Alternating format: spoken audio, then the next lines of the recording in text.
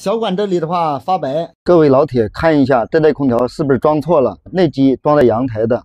现在的话，外机已经运行了10几分钟了，封条的话也是呼呼的飘。小管这里的话发白，制冷剂压力只有2.7公斤压力，明显也不够。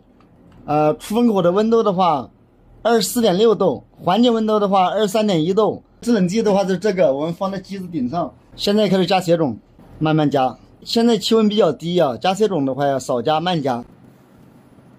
老铁们看一下，慢慢就在化了。现在制冷剂压力7公斤压力，看，说变就变，马上化完。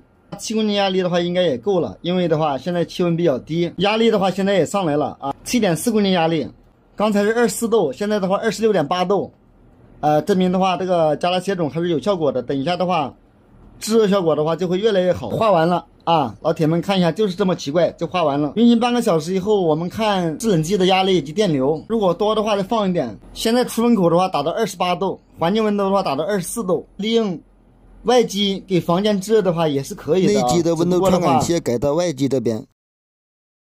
要不然的话，你如果在北方，环境温度比较低，低于16度，压缩机就不会启动。